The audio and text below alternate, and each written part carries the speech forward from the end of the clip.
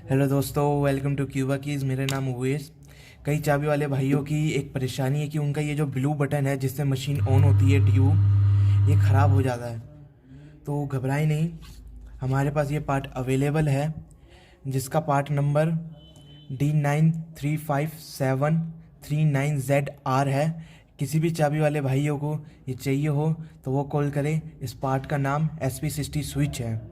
और इसी तरीके की कई सारी वीडियो पार्ट्स के ऊपर, चाहे आपकी सिल्का हो, फ्लैश हो, ट्विस्टर हो, फ्यूचरा हो, ऐसी और भी सारी वीडियो हमारे इसी यूट्यूब चैनल पे आएंगी। इसके लिए आप सब्सक्राइब कर लीजिए ताकि आपको इन्फॉर्म रहे कि अगर कोई आपका पार्ट मिस है तो वो पार्ट की भी वीडियो आ जाएगी। और अगर आपका कोई भी पार्ट मिस है या ख़राब हो गया है तो आप कमेंट सेक्शन में या क्यूबा कीज़ को डायरेक्ट कॉल करके बोल सकते हैं कि मेरी इस मशीन का, यानी कि सिल्का की कोई सी भी मशीन हो, पार्ट ख़राब है, ये ऑन डिमांड मंगा दीजिए। Thank you for watching this video.